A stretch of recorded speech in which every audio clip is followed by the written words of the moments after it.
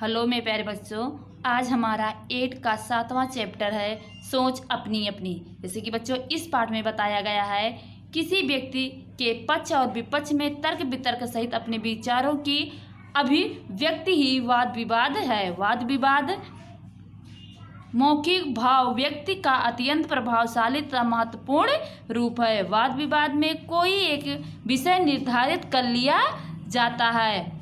कुछ विद्यार्थी उस विवाद के पक्ष में तथा कुछ विपक्ष में अपने अपने तर्क इकट्ठे करके कार्यक्रम के दिन श्रोताओं के सामने प्रस्तुत करते हैं। एक वक्ता पक्ष में अपने विचार रखता है तो दूसरा वक्ता विपक्ष में। इस प्रकार वक्ताओं की अपनी बात की पुष्टि तथा विपक्षी के कथन के खंड का अवसर मिलता है। जैसे कि बच्चों इस चैप्टर में वाद विवाद में कोई एक विषय निर्धारित कर लिया जाता है। जैसे कि कुछ विद्यार्थी उस विषय के पक्ष में तथा कुछ विपक्ष में अपने अपने तर्क इकट्ठे करते हैं। जैसे कि अपने अपने तर्क प्रस्तुत करते हैं और श्रोताओं के सामने करते हैं। यहाँ तक कि बच्चों यह वक्ता पक्ष में अपने विचार रखता है। जैसे कि वक्ता अपने पक्ष में विचार रखता है और दूसरा वक्ता अपने विपक्ष में भी करता है। इसी प्रकार वक्ताओं की अपनी अपनी पुष्टि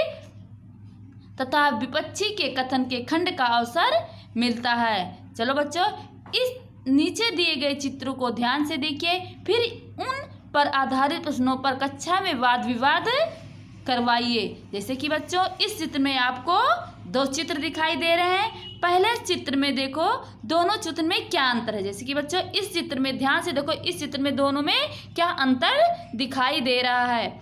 दूसरा, गांव तथा नगर के जीवन में क्या अंतर है और तुम्हें कौन कौन सी रुचिकारी लगता है और क्यों।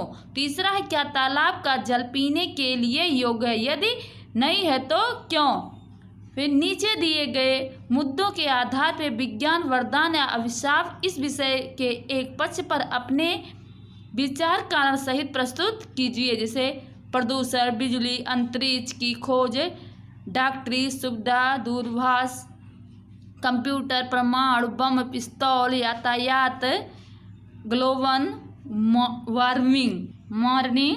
फिर आता कौन शक्तिशाली है। जैसे कलम या तलवार। अपने विचार कारण सहित बताइए। दी गई सामग्री पढ़िए और उसके आधार पर प्रश्नों के उत्तर दीजिए। जैसे कि बच्चों हम आप सबको प्रश्नों के उत्तर अपने नोट में आप सबको लिखवाएंगे। जो अपने नोट में आप सबको लिखना होगा, हम आपको प्रश्न उत्तर लिखवाकर आपके व्हाट्सएप पर मैसेज करेंगे, जो आपको अपनी हिंदी वाली नोट में लिखना होगा। चलो बच्चों इसी के हमारे पहला प्रश्न आता है, अंतरिक्ष की किस घटना से वैज्ञानिक उत्साहित है। पहला क्वेश्चन। फिर मेरा दूसरा क्वेश्चन, पृथ्वी जैसे ग्रह बनाने के लिए अंतरिक्ष में किस प्रकार की स्थित होना आवश्यक है। फिर हमारा आता तीसरा क्वेश्चन, रेखा खींचकर सही जोड़े मिलाइए। जैसे कि बच्चों आप सबको हम यह चैप्टर लिखवाएंगे, फिर आपको अपनी नोट में लिखना होगा। चलो बच्चों इसी के अनुसार हम अपनी वाणी को यहीं पे विराम देते हैं।